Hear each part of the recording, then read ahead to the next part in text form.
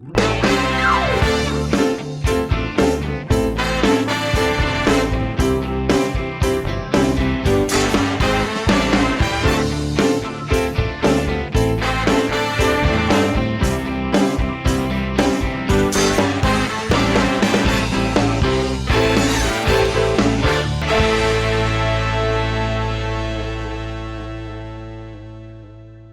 hello and welcome to the Lewis Nichols Show. I'm really excited to bring on my next guest today, who's going to be talking about their brand new single and much more. So let's for King and Country. Thanks for coming on.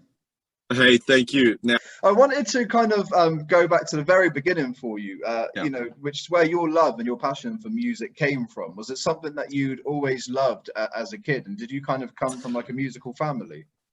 yeah, so my dad was actually, if you can't tell, I'm originally from Australia, but lived in the States for most of my life now. My dad was a concert promoter in Australia. And ironically enough, how we ended up in the States was he lost a ton of money on a tour that didn't go very well.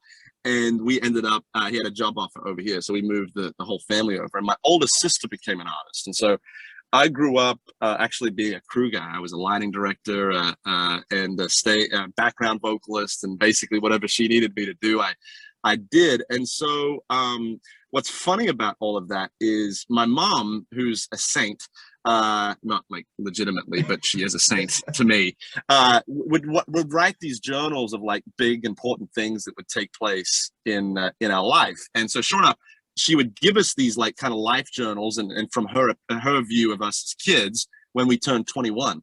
So anyway, I turned 21 and she gives me this journal, and I'm looking through it at one point, and it says, when Luke is 4 or 5 years old, he says that he wants to be a drummer and a singer when he grows up.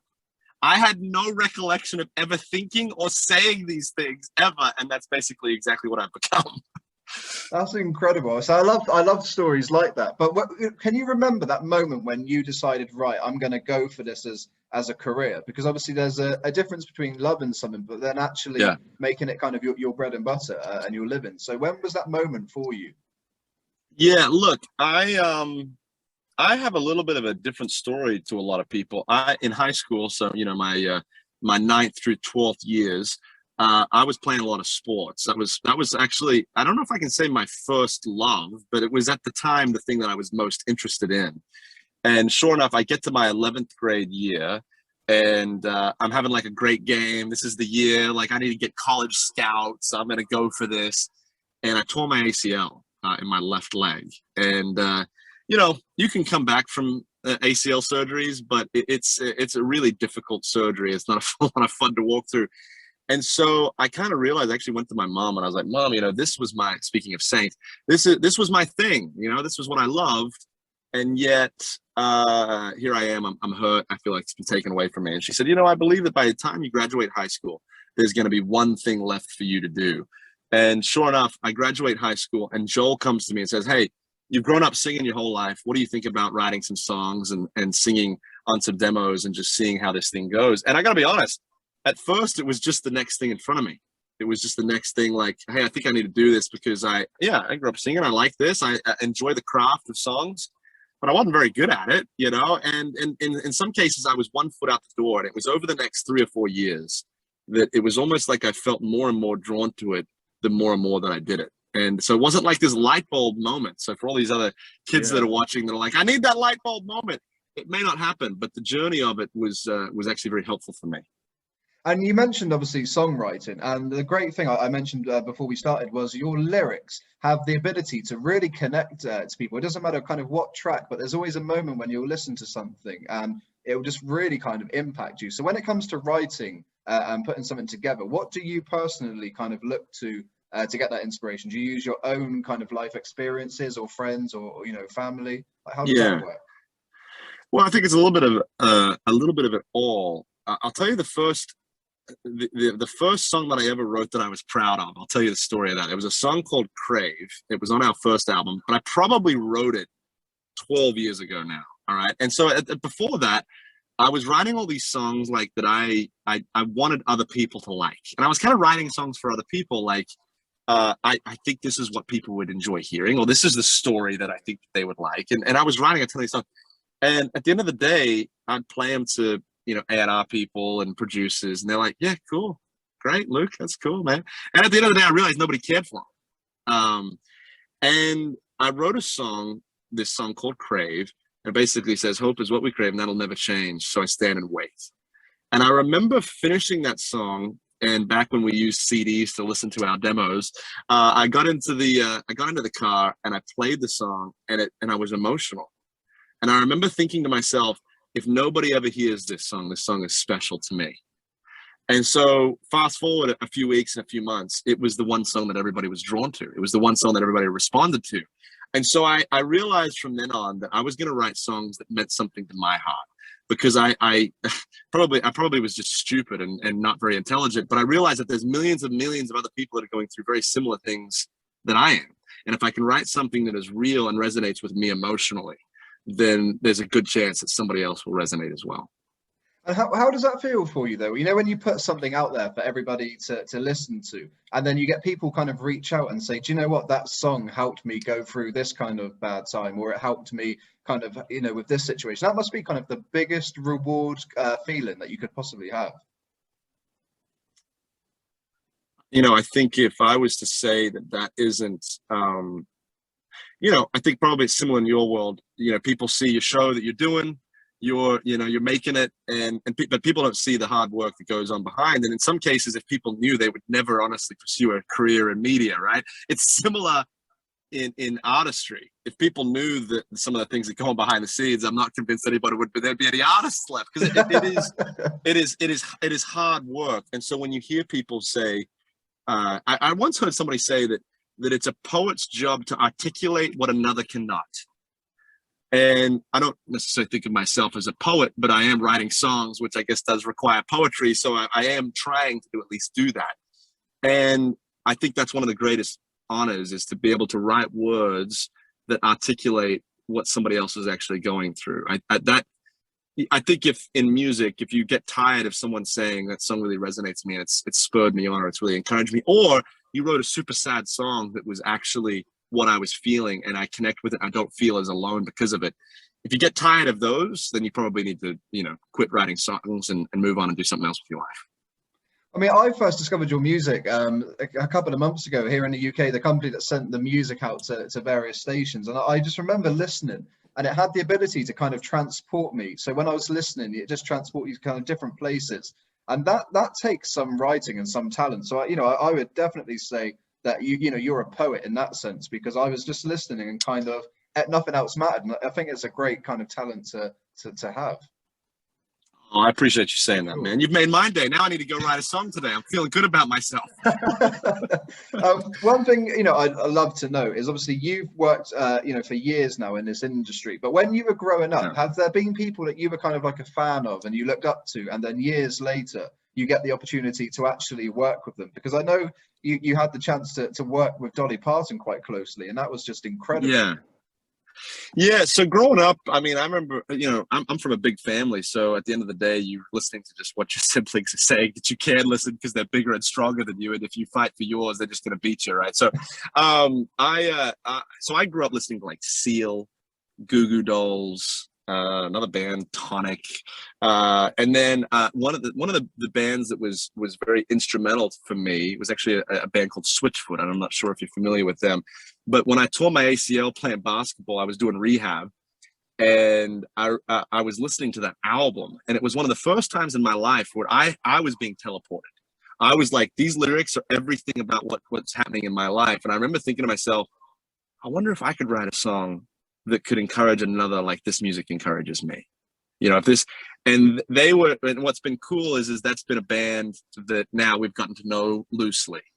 And man, they're just regular guys writing songs that mean something to them, and when you reference Dolly Parton, she wasn't necessarily somebody that I grew up listening to, but was one that I always grew up revering, because she was literally, we live in Nashville, Tennessee, and she's literally, I mean, if she wanted to run for governor of Tennessee tomorrow, I'm pretty dang sure she would win. She's so loved by basically everyone. So her reputation was that she's the most beloved artist, probably almost in America, that they just adore her. So when we got to know her, it was kind of from that perspective of, I've revered you because of obviously you've written these classic songs, but because of how you've done it, you've just somehow maintained faithful to people. You know, they're not really scandals. She just is who she is, and people love her. It's so nice that you're so you know, well respected in what you do. And I think one thing that says that is, you know, when we get sent information, 4-time Grammy winner. That's incredible. I mean, I've interviewed somebody before that's won 1 Grammy, but to go and get 4 is just amazing. I mean, can you remember that feeling to win the most prestigious award that you can possibly win? That, because, you know, that's kind of the ultimate respect to you guys in what you do. Well, I appreciate you saying that. I'll tell you the story of when we won our first Grammys, and you're going to go, "Wow, didn't see this happening quite that way." So anyway, we were doing a show in Nashville, Tennessee, in the arena, and the Grammys were going on, and we knew we were nominated, but the show was already booked. I mean, we couldn't get out of doing this show, so we didn't get to go to the Grammys. So anyway, my wife and I, we got 4 kids now, but at the time we had just had our second, and I'm driving to the venue. All right. So it's probably 4 or 5, you know, and I'm driving to the venue about to do a show. And I kid you not, my youngest at the time was probably 3 months old. He's screaming bloody murder in the back. And my other son's in the back, annoyed because the other one's, you know, crying. And my wife is trying to, you know, keep the other baby from crying, be quiet. And I get a call from somebody from the record label.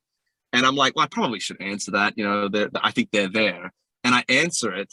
And Haiti goes, "Hey, man, I just want to say, congratulations." And I was like, "Oh, cool. Congratulations on what?" And he goes, "You didn't just win 1 Grammy, you won 2.